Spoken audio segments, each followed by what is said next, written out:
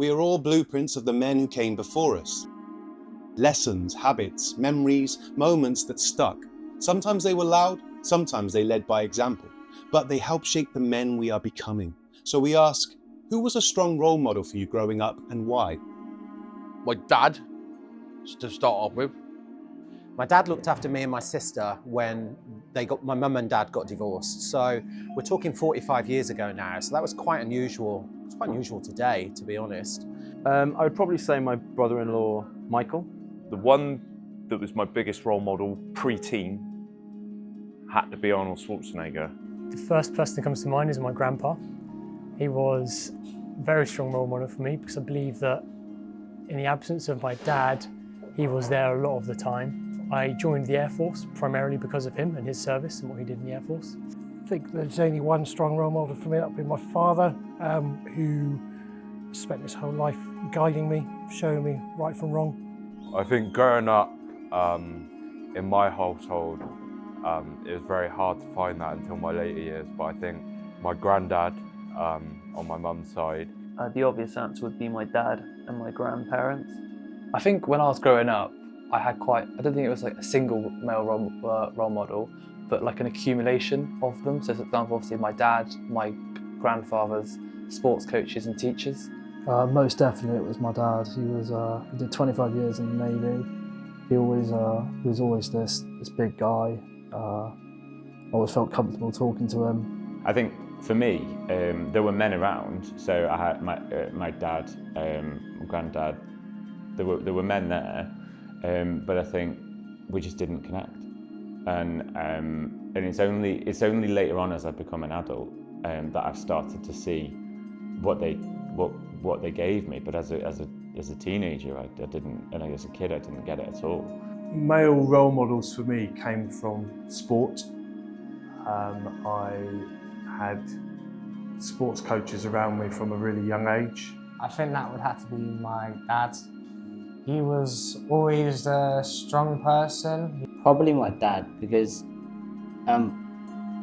when I was 6, I was like in the Philippines, but then when I went to the UK, he's been there for me ever since.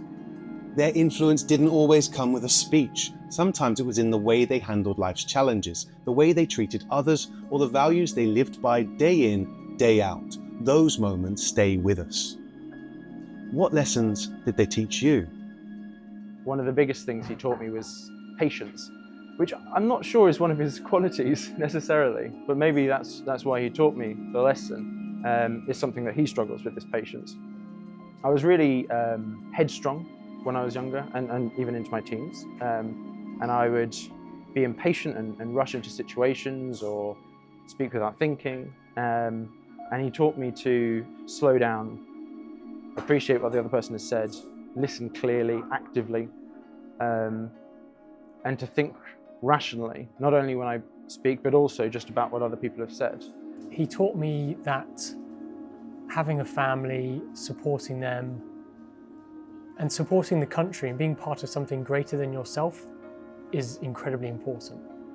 I think he taught me to be strong mentally and physically, but also to be vulnerable when the time's needed, like I said.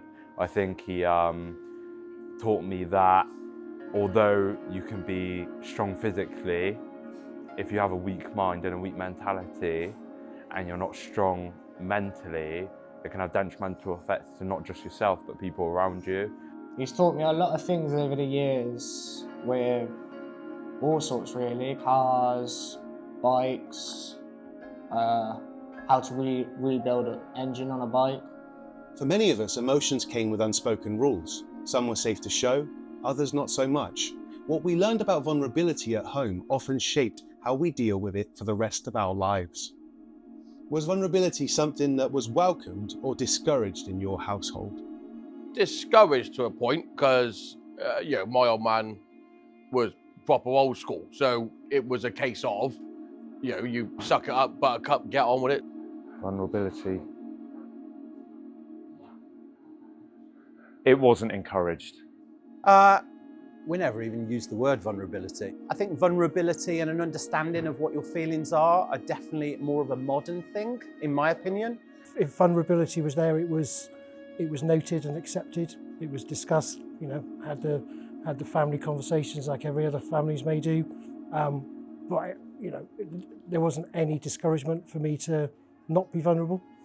As the world changes, so do the ways we define what it means to be a man. Sometimes we carry those values forward. Sometimes we challenge them. Do you think your view of masculinity is similar or different from the generations before you? I think it's ours to define as we want to. I think it changes over time, and there is no. I don't think there's a dominant narrative actually about what masculinity is anymore. I think for me, I see masculinity as being something that embraces those things that maybe my granddad had, which was a quiet but determined support and advocacy for the things that are important to you, whether that's your country, whether that's your family, whether that's your culture, but also doing what you need to do to look after yourself and to look after those around you. I think that kind of, those basic things will probably not change, but how you manifest that. I think radically different, and I think radically different as I've grown up, as I've matured and as I've developed as a social worker and my role in the work I do, and practice wisdom that comes with that, and becoming a dad of one, a dad of two, a dad of three, has radically shifted how I see the role of men. I think it's different because society has changed over time, and I think that like some things like this, so it wouldn't be common before, but now we can talk about such things. But I do think that some aspects of masculinity have always come through from previous generations as well. It's evolved massively. I would say there's almost a new kind of masculinity now, sort of probably what a stereotypical one is. So it's like stiff upper lip, no tears, no emotions, you fend for yourself and your family, and as long as that's all good, you're fine. Then I think sort of my generation we're starting to show emotions, we're caring, we're seeing a new side to that. And then I think there's a generation that's now slowly coming up where it's okay to wear what you want, to be what you want. Yeah, all right, I don't know how to fix a car. Yeah, I think it'll just be a thing that's going to evolve. Today, masculinity isn't just shaped at home or in our communities, it's shaped online. Social media puts endless versions of manhood in front of us. Some empowering, some performative, some hard to live up to. It's louder than ever and harder to tune out. How do you feel about today's social media influencing masculinity? Previous generations never had social media, so I think that it is changing masculinity because we're exposed to a lot of it all the time. Again, I think that to an extent it can be good to see alternative parts of life that can be quite inspiring, and it could, like, you know, aspire you to work hard, you know, like others you see on social media. But I think again, if you indulge too much in that, it can be negative. I think it's actually been quite detrimental. You have videos circulating on the internet of men portraying this almost false sense of masculinity, which embodies a lot of sexism, a lot of misogyny, and I don't think it's had any positive impact. I think we do have to worry that there seems to be a resurgence at the moment of, I'm going to say, alpha men that feel as if they've got to almost overcompensate. I think this is a really scary experiment that we are currently undertaking on children and young people that have access to Instagram, TikTok, and just constant reels. I mean, we all see it. Like, you spend too long looking at an Instagram feed or one thing on Instagram, and all of a sudden the algorithm changes and it starts feeding you the same stuff. And that will, I'm not a scientist, but I suspect that is having a really divisive impact on our young people. I know lots of kids in my own family and friend groups that is their existence. It's a real problem. A lot of men grow up hearing the same message: be strong. But that word can mean so many things, and not all of them are healthy. Do you think men feel pressure to be strong all the time? How has that shaped you? What does strength mean to you? We are under a lot of pressure. I remember as a kid, I think it was certainly put on me that you had to be strong. You had to fend for yourself. Whether it's explicit or not, for me it felt like you had to be strong if you're a man, because you are either going to get bullied at school for not being strong and taking a stand for yourself and what you believe in. You won't earn money, you won't be seen as being confident if you're not strong. But at the same time, it warped my perception of what strength really is, because you believe what other people were telling you and that became your belief. But for me now, the strength really is being authentic. It's being true to yourself, taking a stand for your beliefs and what you are and what you represent in the world. We all carry something from the way we were raised. Some of it we hold on to. Some of it we know needs to change. What would you like to pass down or break from your own upbringing? Wow, okay. Heavy. I think generationally things have changed. I think my formative training as a social worker has made me a different person and a different dad. I want them as boys to be able to feel safe in whoever they are, whatever they want to become. And I want them to know that they can be themselves, be vulnerable, engage in whatever their interests may be, rather than perhaps being forced into kind of gender stereotypes of, you know, you must do this, you must do that. I want them to be able to be individuals and feel safe within that and valued for their individual skills and diversity. Pass down the honesty, the honour, the straightforward gentleman demeanour, you know, holding the door open. It's very basic, you know. That crushing sense of shame for being different, I would like to break that cycle. With all the kids in my family, I really try and make sure they embrace who they are and never, I mean, there's that whole thing about every generation will get it wrong for the next generation, just in different ways. But I like to make sure that all of the kids in my family grow up knowing that who they are is good enough and they should never feel shame. There's a really brilliant quote about shame is not a tool of liberation. I love that. Shame is not something that you empower people with. And if we can break that shame cycle, especially around masculinity, telling boys they have to be a certain way, that would be great. Masculinity today is changing fast, shaped by new ideas, challenges, and hopes for the future. What does masculinity mean to you in 2025? I think masculinity to me is about dignity, keeping your word, and most importantly being stoic and being able to take things on the chin, like I said. I think masculinity these days is like I've said, it's a sort of a show of strength, somebody who can look after themselves and their family and, you know, step in if somebody's having any issues or any problems.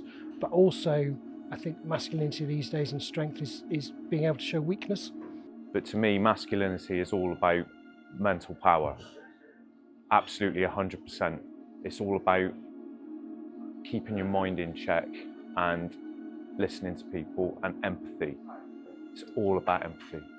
Alongside many men are women who've shaped them. Mothers, sisters, teachers, friends, who challenge and inspire in ways big and small.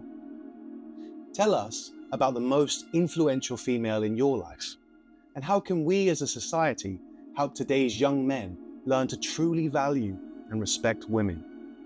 I would say my mother, very hardworking, brought up 3 children, did that mostly on her own when my dad worked as well.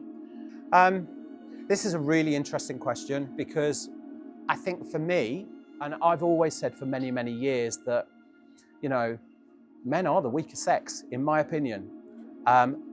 but we need to complement each other. We need to work together on our own strengths and weaknesses, and we need to talk more.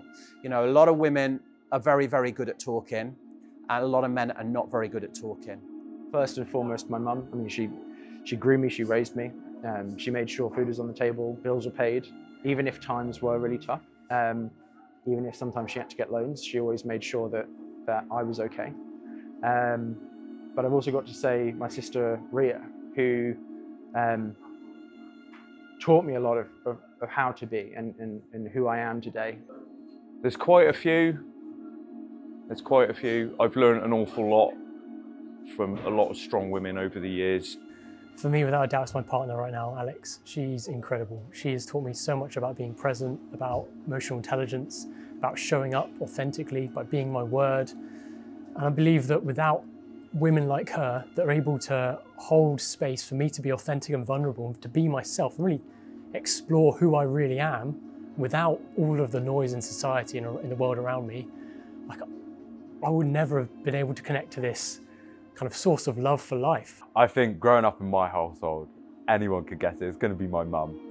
She is Superwoman, Wonder Woman, however you want to name her. She has not only been my mum, but she has also been like my dad. My wife, she's a great influence. She's been through a hell of a lot that I couldn't even make up or dream of. When I am having a bad day in my current job, the person I want to call is my mum, and I'm so grateful that I have her, because I know so many people don't. And she's been the constant through my entire life, so impact massive. I'd have to say my mum, and I'm sure lots of people say that, and they say often, you know, it's the last word people cry on the battlefield. You know, I want my mum, or I need, you know, grown adults. I think my mum and her journey has been really inspirational. I think that would be my mum. Always taught me to be honest and respectful towards anyone. I think it's about respecting everybody, not just, you know, females or anybody else.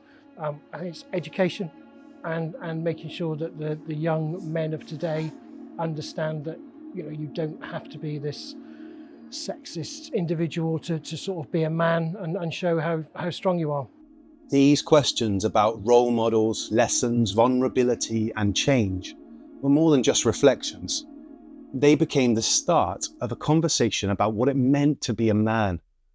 As we listened and shared, we uncovered new ways to understand strength, to honour our past, and to imagine a future where every man could define his own story.